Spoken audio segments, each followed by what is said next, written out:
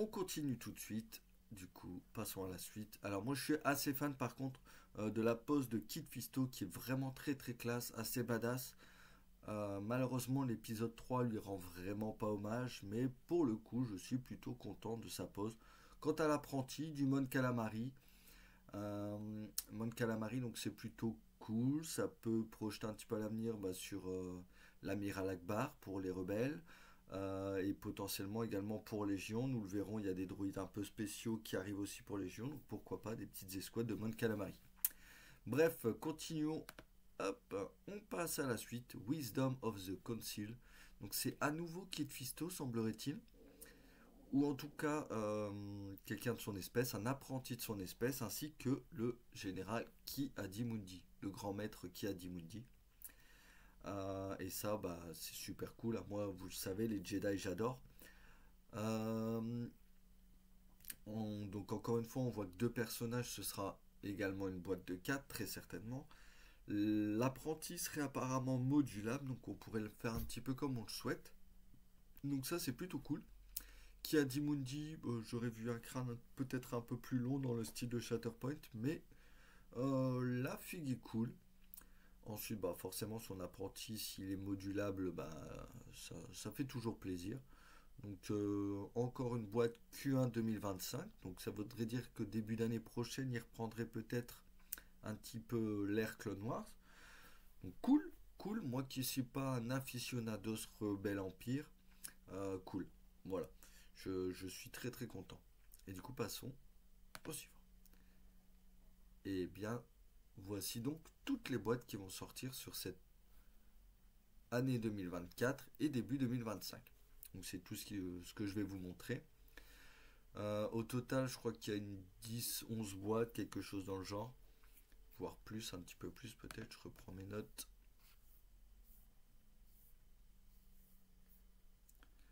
Euh, 10 boîtes, oui, une dizaine de boîtes.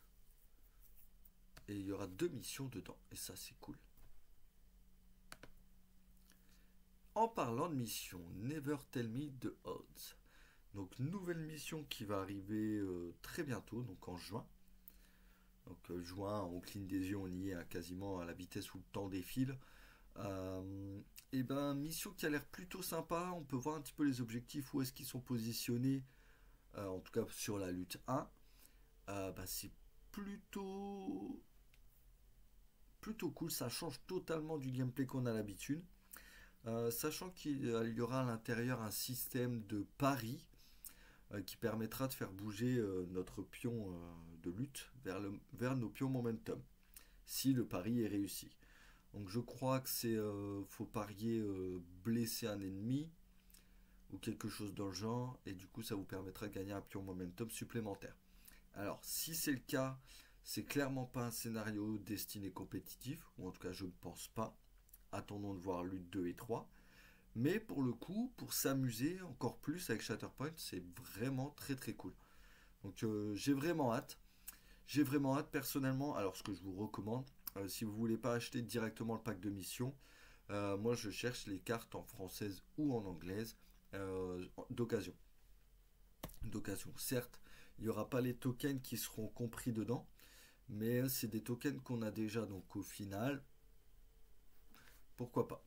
Mais après bon, je vous dis ça, vous me connaissez, je vais sûrement le prendre. Voilà. On passe à la suite. C'est parti.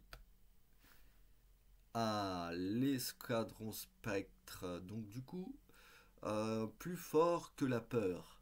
Donc nous avons pu voir Kanan, donc nous voyons sa petite carte là, ainsi que Zeb. Hop, je reprends mes notes en même temps. Alors Kanan, donc à l'activation, du coup si son arbre est sur sa position Soresu, donc ça c'est plutôt cool, on sait qu'il sera en Soresu, on pourra refresh un de force et on pourra effectuer un recover. Donc ça c'est plutôt bien.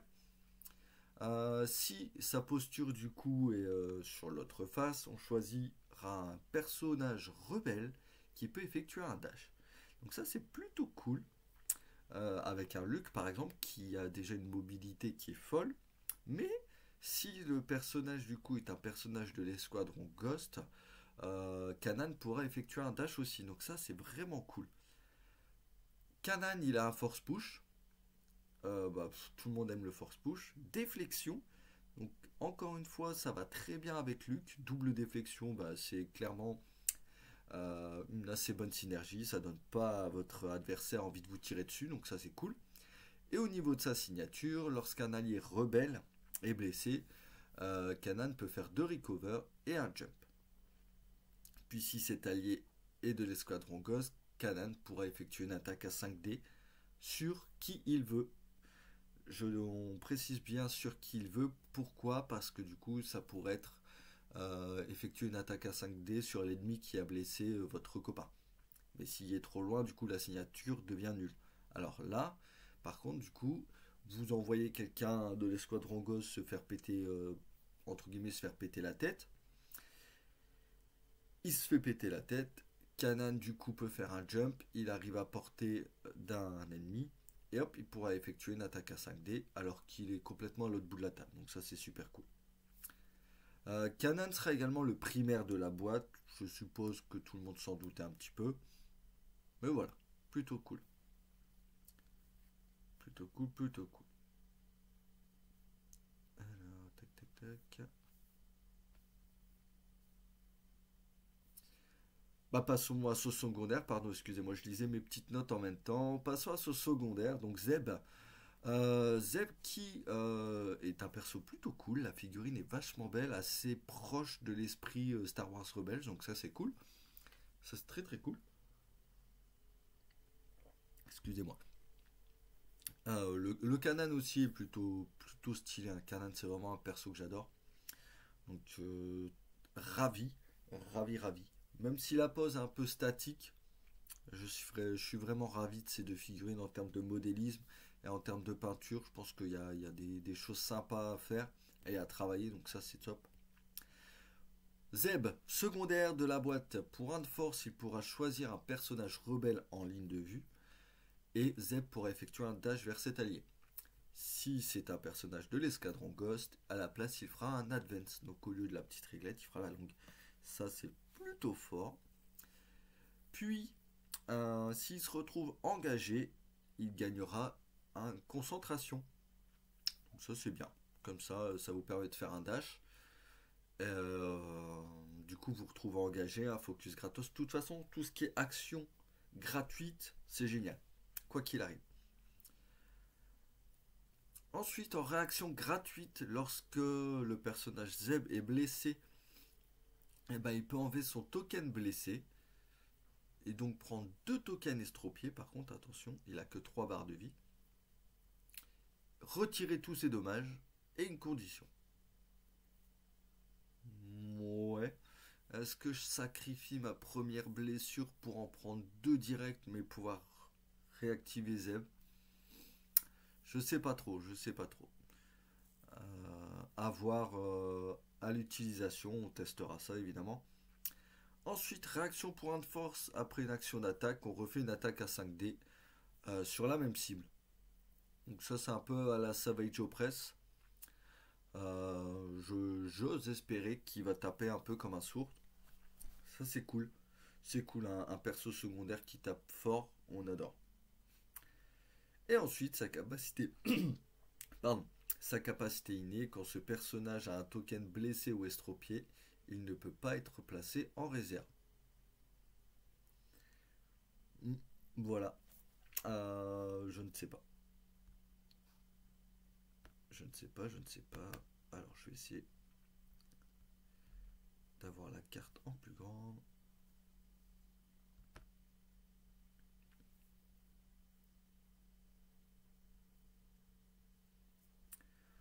Je sais pas trop si c'est top ou pas.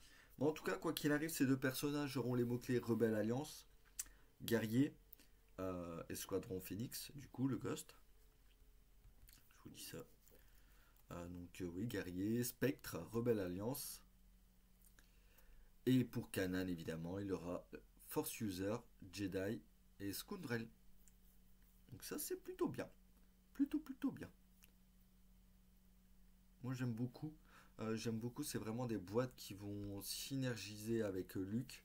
Et Luke, c'est un perso que j'ai adoré tester là, donc voilà, la régalade. Cette boîte, pour moi, c'est Instabuy. On passe à la suite. Et Sabine ainsi que Chopper. Alors, donc Sabine est support et Chopper secondaire. Bon, d'accord, ok, pourquoi pas. Donc, commençons par Sabine. Sabine, donc du coup, au niveau de sa carte, on peut le voir à son activation. Vous allez pouvoir choisir un autre allié rebelle et il pourra effectuer un dash. Sur un support, c'est cool, c'est super cool. Si c'est un personnage spectre, vous allez pouvoir lui offrir un. Si c'est un personnage spectre, du coup, vous allez pouvoir lui offrir un hunker en plus. Donc ça, c'est cool. C'est cool, c'est cool. Plutôt bien. Plutôt bien. Ensuite, sa seconde capacité, I'm gonna go add some fireworks to the celebration. Qui, elle, pour un de force, on choisit un objectif à portée 4 et on lance 5 dés d'attaque. Toutes les unités à portée 2 subissent un dommage pour chaque expertise. Puis Sabine peut faire un jump. Ok, plutôt cool. Moi j'aime bien l'idée, c'est rigolo, c'est dans l'esprit de Sabine de tout faire péter, donc j'aime bien. Ensuite, première capacité réactive de Sabine, lorsque l'on blesse un ennemi avec une attaque, on choisit un allié rebelle à portée 2, celui-ci peut effectuer un dash. Ok. Si c'est un personnage ghost, c'est à reposition. Pas mal. Pas mal, pas mal. Vous voyez bien que déjà ces deux boîtes vont offrir énormément de mouvements. Sa capacité innée. Pardon. Réaction donc gratuite après avoir fait une action de mouvement. Si un Mandalorien ou un Ghost est à portée 2, Sabine gagne un jeton concentré. Oui, ça c'est cool. C'est cool. Concentration gratuite. Donc c'est plutôt pas mal. Ça vous ça vous oblige pas, mais du coup ça vous permet de jouer paquet et de gagner des tokens supplémentaires, comme je le disais tout à l'heure, vraiment les actions gratuites, c'est vraiment le top. Et ensuite, Sabine a protection et sharpshooter en capacité innée 2. Donc sharpshooter 2. Quand Sabine dash, advance ou grab, donc en gros quand elle fait un peu une action de mouvement, elle peut faire un jump à la place. Ok. Bon, pourquoi pas. C'est plutôt cool. Elle aura la mot-clé Clanvren. Hmm, vous voyez ce qu'on entend? On attend Tristan, on attend Tursa, je crois qu'elle s'appelle. Enfin bref, toute la famille Vren, quoi, hein. Ensuite, elle a le mot-clé Mandalorien, et ça, c'est plutôt bien un support Mandalorien. Bon, on en a déjà deux. C'est pas ce qui nous manque, il nous faudrait des primaires, mais bon, c'est pas grave. Alliance Rebelle et Escadron Spectre, forcément. Passons au secondaire de cette boîte, et comme vous vous en doutez, ce sera Hera, la primaire. Hmm. Chopper.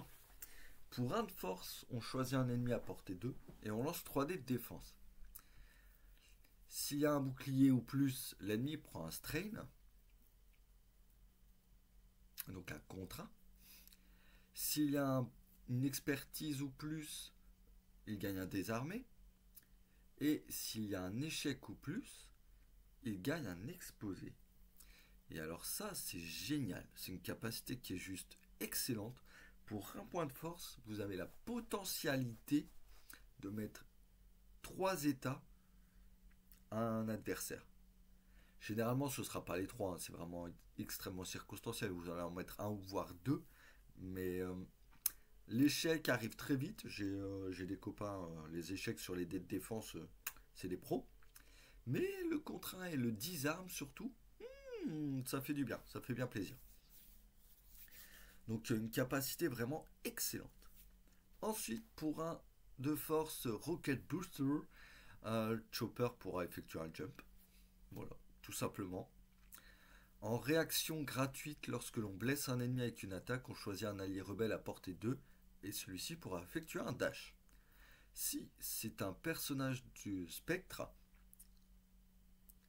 il peut effectuer un reposition. Ça c'est cool, ça c'est génial. En capacité innée, il aura protection, immunité du coup au pin, donc le mouvement cassé. Et il aura également immunisé au désarme. Et waouh, c'est Chopper est fort hein, quand même. Et en seconde capacité innée, tant que sa carte est en réserve ou dans le deck, on ne peut pas tirer sur Chopper. Mais waouh, il est excellent en secondaire. Vous mettez Chopper secondaire, Lando R2 à côté.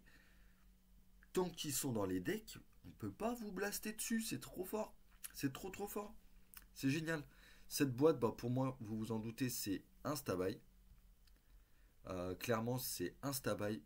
L'escadron Spectre, quoi qu'il arrive, c'est Instabuy. Hein. J'attends de voir Hera, mais à mon avis, voilà, ça va clairement faire très plaisir. Du coup, pour cette boîte-là, ce serait Ezra en support. Et du coup, pour celle-ci, Hera en primaire. Donc on est vraiment un petit peu, je vais pas dire sur le début de Rebels, mais on est vraiment sur une temporalité assez jeune, ce qu'Ezra serait support. Donc elle sera encore vraiment en mode padawan de Kanan, et Kanan est toujours là d'ailleurs. Donc même Sabine, hein, on le voit au niveau du skin du personnage, on est assez tôt dans les saisons de Rebels. Rebels que je vous invite vivement à regarder. Et puis voilà à peu près pour cette boîte. Passons à la suite. Bon, forcément, j'essaie de récupérer plusieurs photos de bonne qualité. Ah, le général Solo et Chewbacca. Donc là aussi, c'est une boîte que j'attends un petit peu. Je reprends mes petites notes. Donc, Han Solo, pose iconique. La fille de Chewie, je suis un peu moins fan. Alors, j'aime bien la pose, mais c'est plus. Je pense que ce qui me perturbe beaucoup, c'est le artwork de la carte plutôt que la figurine. Mais on commence à avoir l'habitude du coup avec AMG. Les figues sont très cool. Elles ont l'air relativement simples à peindre, donc ça c'est plutôt bien pour les joueurs qui démarreraient Shatterpoint ou démarreraient complètement la peinture. C'est vraiment cool. Donc on va passer tout de suite à Han Solo. Hein. Han Solo, qui à son activation pourra choisir une figurine rebelle. Si sa carte est en réserve ou dans le deck, Han Solo et la figurine peuvent faire un advance. Si la figurine a déjà été jouée, c'est un dash. Encore du mouvement. Génial. Génial, génial. En réaction pour un de force, après une attaque, on pourra effectuer une attaque à 5D sur une autre unité. Ok, cool. Cool, cool. Hop, je prends mes notes en même temps.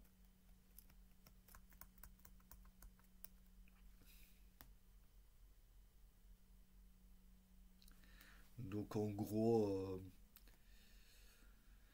vous attaquez un mec et vous pouvez attaquer un autre juste à côté. Bah, c'est cool, c'est très très cool pour un de force, moi j'aime beaucoup. Ensuite, une seconde réaction pour un de force si un allié est blessé et que l'adversaire a plus de momentum, on chope un momentum adverse. Ah non, on chope pas un momentum adverse, on gagne un momentum. Donc ça c'est cool. C'est cool, ça permet de compenser en gros si vous voulez. Euh, Votre adversaire vous shoot un mec, il gagne un momentum, bah vous aussi. C'est trop bien, trop trop bien. Et ensuite, une fois par tour, quand un allié est blessé, Anne peut effectuer une attaque à 5D sur l'attaquant. Ok, ok, ok. Après avoir effectué un dash évidemment, parce que si vous n'êtes pas bien placé. Donc sa signature, une fois par tour, lorsqu'un ennemi est blessé, enlevez une condition à Anne et il peut dash.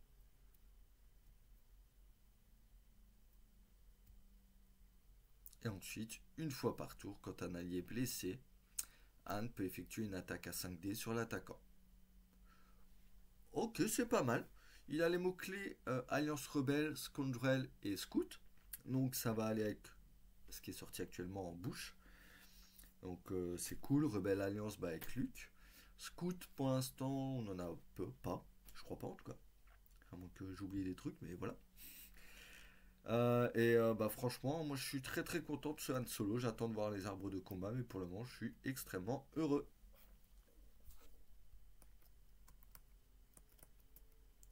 Ensuite, Chewie. Chewie, donc du coup, on nous disait qu'il était là plutôt pour protéger les primaires. Il tape assez fort, forcément, c'est un Wookie. Il sera secondaire, je suppose. Lors de son activation, pardon, il pourra effectuer un dash vers un primaire allié. Cool. S'il finit à portée 3 du primaire, le primaire chope un Hunker, puis le primaire et Chewie font un recover. Wow. À son activation, vous pouvez effectuer un dash. Si vous finissez à portée 3 du primaire, vous gagnez un Hunker pour ce dit primaire. Génial. Puis, ensuite, vous pouvez vous soigner ainsi que le primaire. Excellent. Pour un de force, ensuite, on choisit un ennemi à portée 3 et en ligne de vue. On jette 5 dés. Chaque touche ou critique fait un dommage. Voilà. Cool. C'est flat, c'est comme ça. En moyenne, vous allez mettre 2, peut-être 3 blessures. Donc ça, c'est cool. Mais c'est une portée 3. Attention, la portée 3 est relativement courte quand même. Ensuite, bah, en capacité innée, il a Bodyguard. Bodyguard, un peu comme Sabé. Lorsqu'un allié primaire est à portée 2 ou un allié secondaire à portée 2, vous filez un cover.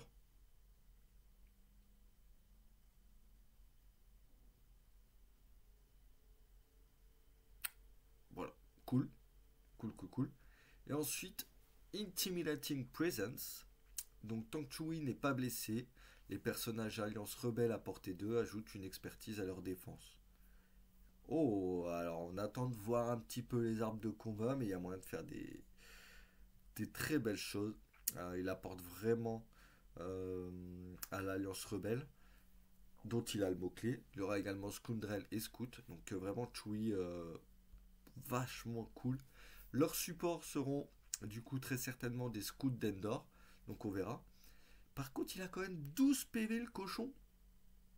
12 PV, il file des masteries en plus, il file des covers. Ça va être long à tomber ça. Ça va être long à tomber. Mais j'aime beaucoup. J'aime beaucoup, beaucoup. Allez, on continue. Donc, encore une fois, la mission, un peu meilleure qualité. Ah, voilà qui a fait beaucoup parler, en tout cas. Le fameux Throne. Alors, Throne, qui est un primaire, il apporte apparemment de nouvelles mécaniques jamais vues à Shatterpoint. Donc, j'ai hâte de savoir quoi. Est-ce que ça va être quelque chose un peu dans le style de Throne où il pourra prévoir, par exemple, regarder sur la pile du dessus le deck adverse pour savoir quelle est sa prochaine activation, ce genre de choses. Je ne sais pas, mais c'est plutôt cool. On aura également Calus en secondaire. Calus qui aura, c'est la première fois pour lui, enfin ce sera le premier personnage à l'avoir en tout cas, mais nous verrons qu'il y en aura d'autres, qui aura la capacité de changer, pas de changer d'air, mais un peu de changer d'alliance. On pourra le jouer en Empire et en Rebelle, forcément. Je ne vous spoil pas, mais voilà. Donc ça va, cette capacité du coup s'appelle Shifting Loyalties. Mais par contre, ce sera au début de la partie. Donc est-ce qu'il peut changer d'allégeance? Il pourra choisir un peu ce qu'il veut, un peu à l'instar des Bounty Hunters, ou c'est vraiment, ça va être cadré en mode Empire ou Rebelle. Voilà, ça peut être cool de pouvoir le jouer avec les Ghosts. Bon, par contre, bon, les petits supports, hein, les petits péons, bon, un peu balèque pour moi. Belle boîte, belle boîte. J'ai hâte de voir un petit peu les cartes. Surtout Throne, j'ai hâte de découvrir un petit peu ce qu'il va pouvoir nous faire. Donc ça, c'est sympa. On passe à la suite. Good Soldier, Follow Order. Pour ceux qui suivent la Bad Batch, voici enfin Crosshair Empire. Voilà pourquoi dans la boîte The Bad Batch, Crosshair n'est pas Empire. Tout simplement. Donc on n'a rien su de particulier, mais apparemment, le Crosshair qui sera donc primaire de la boîte est le perso préféré d'un l'un des créateurs de Shatterpoint. Est-ce que ça sent bon ou pas? On ne sait pas. Le lance-flamme, lui, sera en secondaire, donc celui que vous voyez le plus à gauche. Pas plus à gauche. Vous voyez avec son gros bazar là. Qui sera un lance-flamme, donc hâte de voir comment ils vont le transposer dans Shatterpoint, surtout au niveau de la portée et des dégâts. Et apparemment, c'est une boîte qui a mis du temps à être designée. Donc, hâte de voir. Hâte de voir, hâte de voir. C'est Q4 2024, donc dernier trimestre 2024. Nous verrons. Ça aussi, il y a une belle réaction dans la salle. La boîte This is the Way. Donc, This is the Way Squad Pack. Avec dedans l'armurière qui sera du coup primaire. Si j'ai bien suivi. Vizsla. Et deux Mando. Donc deux Mando supplémentaires à jouer. Clairement, ça se prend. Ils auront tous une capacité qui s'appelle This is the Way. Donc, on va voir, on va voir. J'ai hâte. Alors, les poses sont vachement cool. Vachement cool, vachement cool. Le perso tout à gauche, à la base, on s'était dit, ah bah voilà, une Bo-Katan qu'on va pouvoir jouer avec la Bad Batch par exemple, ou ce genre de choses, ou avec le Mando tout simplement. Hein. Et pas encore. Pas encore, pas encore. C'est bien du coup prévise là. Donc ça, c'est cool. Et les deux Mando, bah, le Mando assez iconique avec sa grosse Gatling comme dans la série. Nickel. Nickel, nickel. Les poses sont cool. L'armurière aurait peut-être pu avoir une pose un peu plus dynamique, mais ça se prend. Ça se prend, ça se prend, et ça fait toujours plaisir. Ça, c'est The boîte qui, moi m'a fait bondir. La boîte des chasseurs de primes. Donc, we don't need their scums. Alors, Boba Fett, chasseur de primes. IG88, chasseur de primes.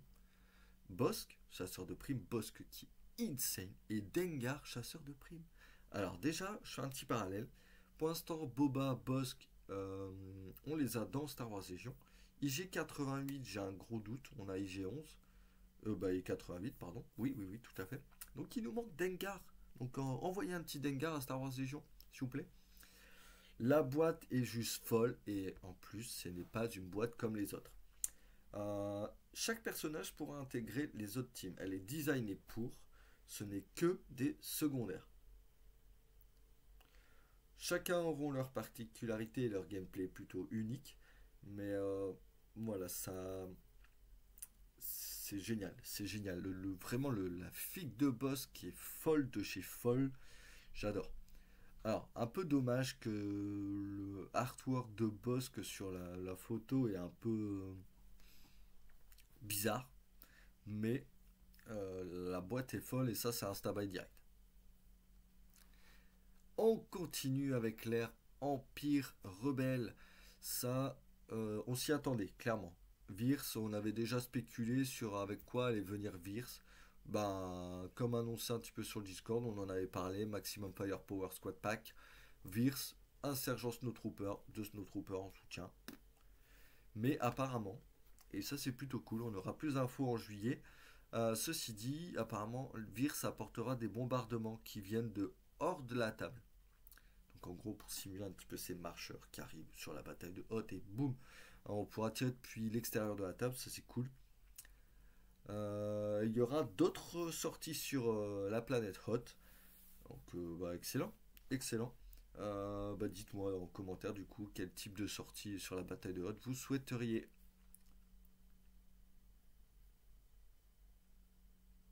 Hop, on continue. La boîte où je me suis dit, ok. Lando Et Lobos, version Bespin, avec les gardes des vents, je crois que c'est... je sais plus trop, je crois que c'est le Wingard, ouais. Boîte OK. Boîte OK tiers.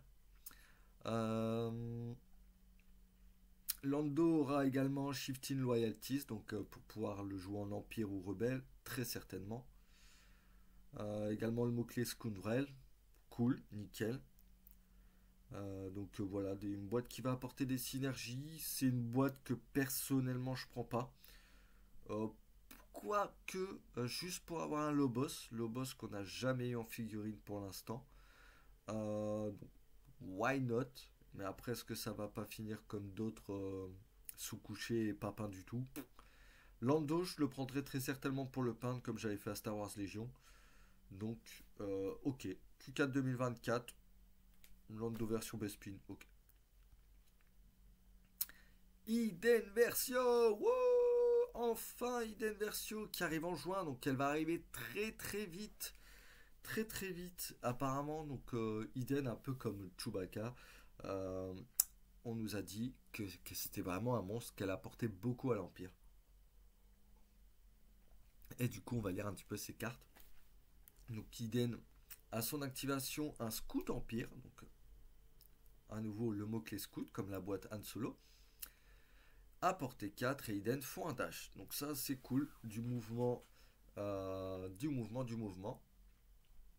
Pour un de force, elle fait un dash, encore du mouvement, et si elle finit à portée 4 d'un ennemi, elle gagne un concentration. Cool. Pour un de force, on va pouvoir sélectionner un ennemi à portée 3 qui perd tous ses hunkers. S'il perd des hunkers, il devient exposé. Waouh! Pour un force, c'est super fort, hein. Ça va complètement péter le gameplay de la liste Windows Obi-Wan. Waouh! Très très fort. Capacité signature, quand une unité empire blesse un ennemi avec une attaque, l'unité empire, pardon, choisit un ennemi à portée 4, celui-ci reçoit un disarme ou un contre 1, puis l'unité empire peut recover, donc se soigner, et dash. Cool, cool, cool, cool. Oui, bah pour l'instant, de ce qu'on voit, c'est un monstre, hein. 3 barres de vie, par contre 9 PV. J'espère qu'elle aura des bonnes masteries de défense parce que 9 PV, waouh, ça peut aller très très très très vite. Étonnant, par contre, elle n'aura pas shifting priorities ou quelque chose comme ça, royalties. Bon, why not? Ok. Et ensuite, du coup, l'Imperial Special Force. Donc, les ISF que l'on connaît déjà à Star Wars Legion. Les voici donc dans Shatterpoint. Donc, lors de leur activation, on enlèvera un dommage et une condition. Bah voilà, ça se soigne un peu tout seul, ça c'est super cool. Ensuite, pour un de force, on pourra effectuer un dash. Et si on finit à portée 4 d'un ennemi, on chope à concentration. Génial. Et au déploiement, on peut se placer à portée 3 de son primaire. Waouh. Donc un peu comme Pounds amené du coup pour les unités République Galactique, sauf que c'est à portée 2. C'est toute son escouade, ceci dit. Là, vos deux soutiens pourront se mettre à portée 3, c'est énorme. Vraiment, c'est énorme. Faudrait que je calcule, mais il y a peut-être même moyen de placer Iden. Et vu qu'on peut les mettre à portée 3, potentiellement déjà taguer les deux objectifs avec les soutiens. Donc ça va permettre, en tout cas cette boîte-là permettra potentiellement d'autres styles de déploiement. Donc ça c'est vraiment très très bon. Vraiment, vraiment très très bon. Même bon, si ça me paraît un petit peu court et tout dépendra de la mission évidemment. Mais sur la mission de base, je pense qu'il y a potentiellement moyen de taguer les deux objectifs juste avec une unité. En tout cas ceux qui sont devant vous. Et ben c'est excellent tout ça. On continue, on regarde. Ouais, les figues elles sont assez folles. Donc Hidden Versio, 9 PV, 3 barres, enfin 3, synthétiquement 3 barres de vie. Elle aura le mot-clé Galactic Empire, Scout. Ok, j'ai hâte de voir Kia Scout. Et bah, pour les ISF, c'est pareil. Les ISF, par contre, c'est 8 PV, 2 barres de vie. C'est plutôt cool.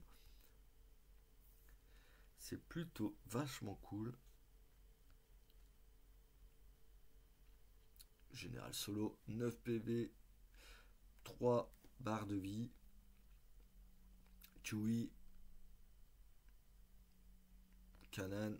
Oh là là là là là là là là là là. C'est du lourd quand même. Hein. C'est du lourd, sachant qu'en plus. Comment dire?